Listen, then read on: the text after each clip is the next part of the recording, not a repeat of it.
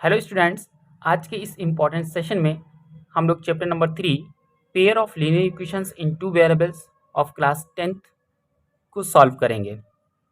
इसके बारे में सबसे पहले हम लोग जनरली इसके बारे में समझ लेते हैं।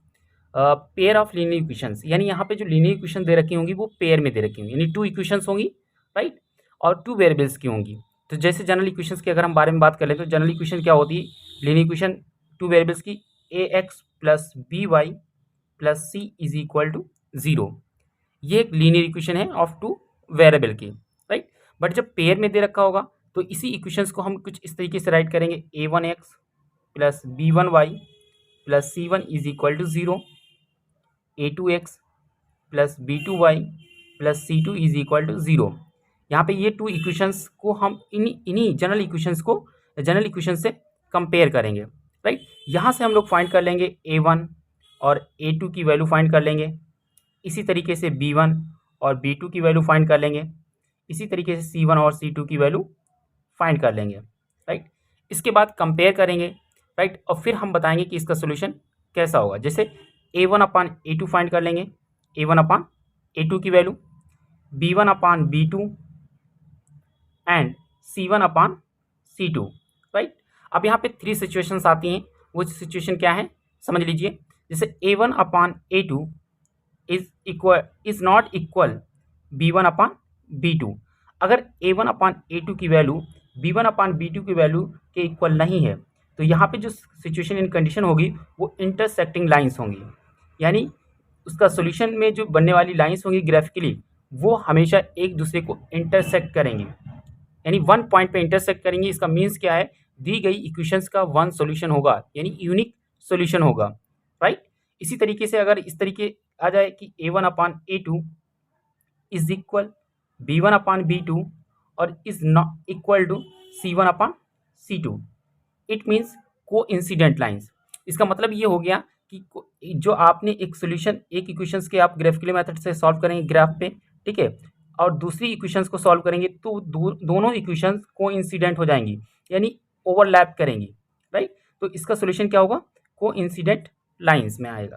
उसके बाद बात करेंगे, तीसरी कंडीशन आती है आपकी a1 upon a2 is equal to b1 upon b2 is not equal c1 upon c2।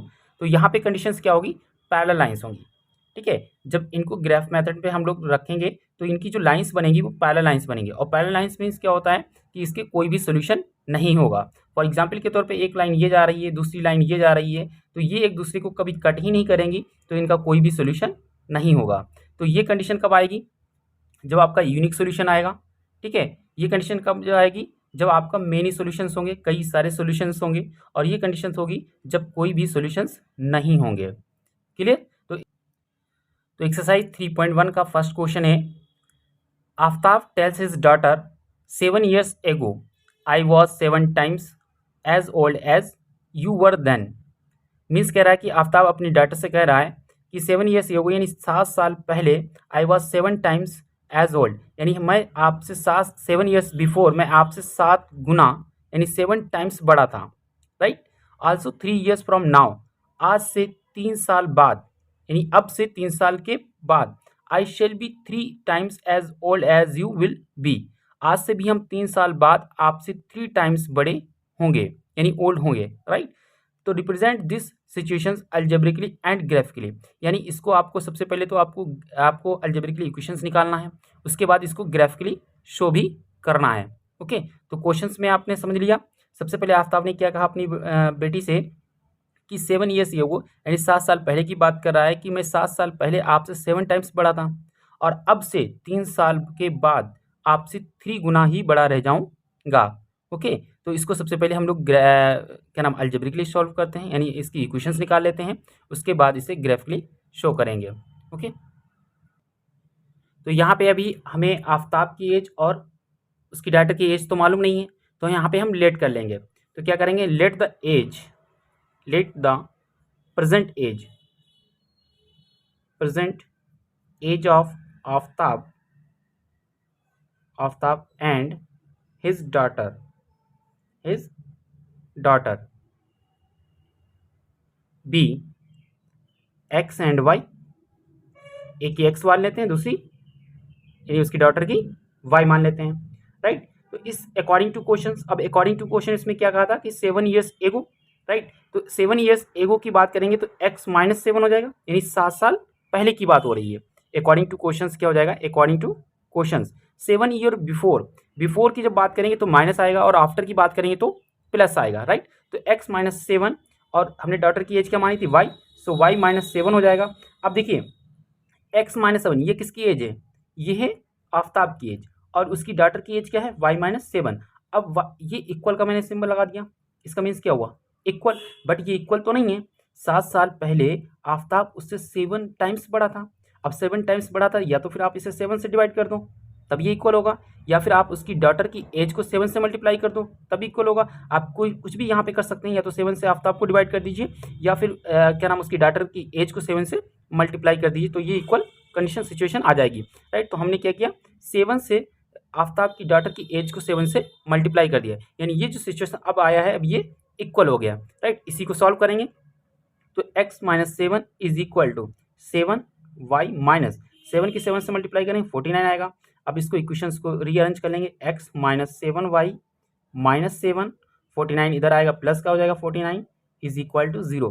तो यहाँ पे जो इक्वेशंस बन के आएगी x माइनस 7y और प्लस का हो जाएगा 42 इज इक्वल टू 0। ये इक्वेशन नंबर क्या आ गई, 1 आ गई।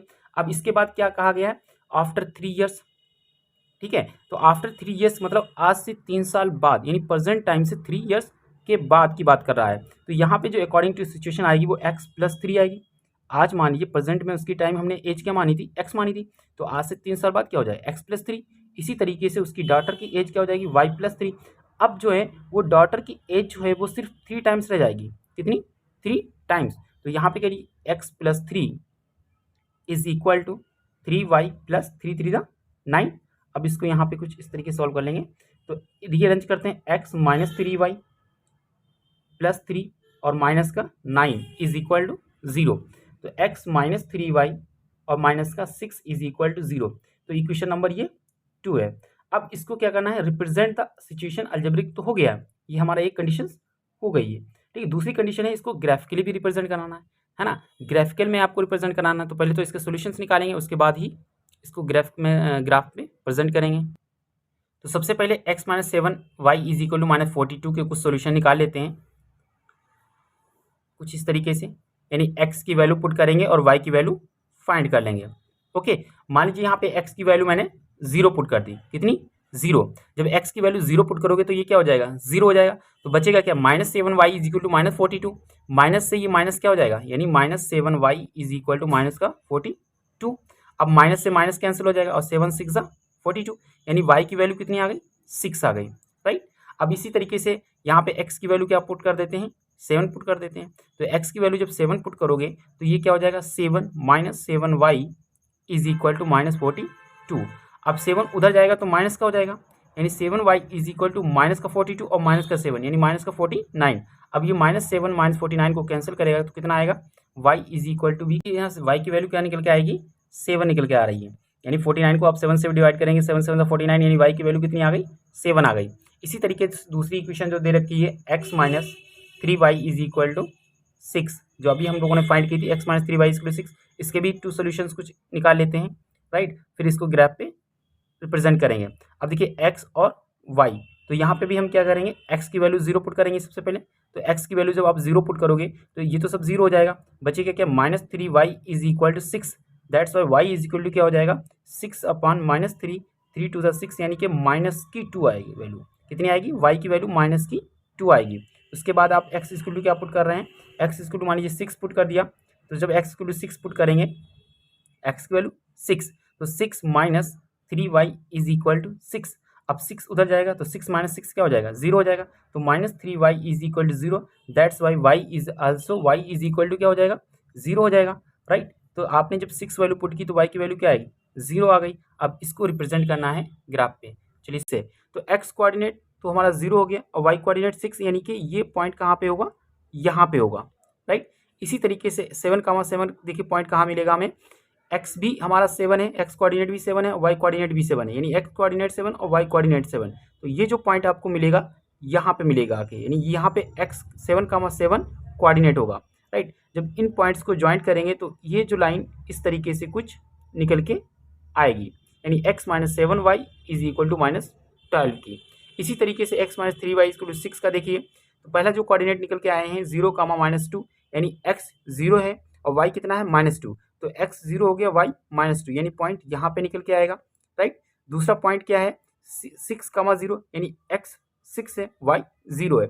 अब x 6 है और y 0 है, यानी ये जो पॉइंट है वो यहाँ पे इसके कोऑर्डिनेट होंगे 6,0। जब इस पॉइंट को मिलाएंगे तो यहाँ पे ये लाइंस निकल के आएगी, राइट। तो इस तरीके से हम इन इक्वेशंस के सॉल्यूशंस को ग्राफ पेपर पे रिप्रेजेंट कर सकते हैं। ओके, तो ये अब जाके क्वेश्चन कंप्लीट हुआ। तो सबसे पहले आपको इक्वेशंस बनानी थी, उसके बाद ग्राफ पेपर पे इनके सॉल्यूशंस को रिप्रेजेंट करना था। ओके।